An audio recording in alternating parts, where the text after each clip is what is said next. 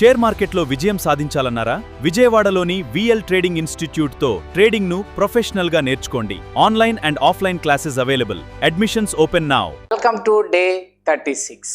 ఈరోజు మనం professional traders ఎక్కువగా ఉపయోగించే అత్యంత పవర్ఫుల్ కాన్సెప్ట్ అయిన మల్టీ టైం ఫ్రేమ్ని అనాలిసిస్ గురించి తెలుసుకోబోతున్నాం.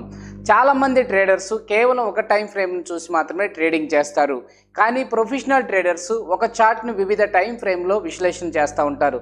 దీన్నే మల్టీ టైం ఫ్రేమ్ అనాలిసిస్ అంటారు. ఈ విధానం ద్వారా మార్కెట్ ట్రెండ్ని మరింత క్లారిటీగా మనం అర్థం చేసుకోవచ్చు. అలాగే ఫాల్ సిగ్నల్స్ని తగ్గించి ట్రేడ్ ఎక్యురసీని కూడా పెంచవచ్చు. అందుకే ఇది ప్రొఫెషనల్ ట్రేడింగ్లో ఒక ముఖ్యమైన స్కిల్. ఓకే, సింపుల్గా చెప్పాలి అంటే టాప్ డౌన్ అప్రోచ్ అంటారండి. టాప్ డౌన్ అప్రోచ్ అంటారు. ఇప్పుడు మల్టీ టైం ఫ్రేమ్ అనాలిసిస్లో ఉపయోగించే టాప్ డౌన్ అప్రోచ్ గురించి తెలుసుకుందాం. మొదట హయ్యర్ టైం ఫ్రేమ్ని చూడాలి. ఫర్ ఎగ్జాంపుల్ డైలీ చార్ట్ చూడాలండి. ఓకే, చూడండి, మీకు ఇక్కడ ఏమేమి చూపించాను. ఇక్కడ మీకు చూడండి, మొత్తం వార్స్ పెట్టి ఈ పాయింట్ ఆఫ్ వ్యూలో monthly, weekly, daily, 1 hour 15 minutes so లేదా daily. So daily charts overall ట్రెండ్ని గుర్తించవచ్చు. తర్వాత 4 hour చార్ట్స్ని చూడాలి. ఇక్కడ ట్రేడింగ్ సెటప్ కోసం ఫైనల్గా 15 minutes చార్ట్ని ఉపయోగించి మనకి ప్రీషియస్ ఎంట్రీ తీసుకోవాలండి. డైలీ చార్ట్స్ ట్రెండ్ని చూపిస్తుంది. 4 hour చార్ట్స్ అనేది మనకి యొక్క ఆపర్చునిటీని చూపిస్తుంది.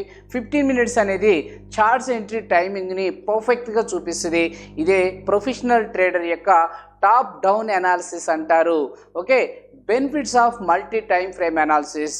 మొదట మార్కెట్ యొక్క బిగ్గర్ పిక్చర్ని అర్థమవుతుంది మనకి ఎప్పుడు కూడా. రెండవది ట్రెండ్ డైరెక్షన్ని చాలా క్లారిటీగా తెలియజేస్తుంది.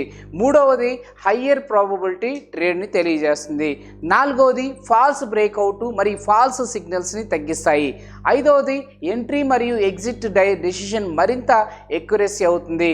అందుకే ప్రొఫెషనల్ ట్రేడర్స్ ఎప్పుడు కూడా మల్టీ టైం ఫ్రేమ్ని ఉపయోగిస్తారండి, గుర్తుపెట్టుకోండి. అండ్ దీంట్లో ట్రేడింగ్ ప్రాసెస్ ఏంటి?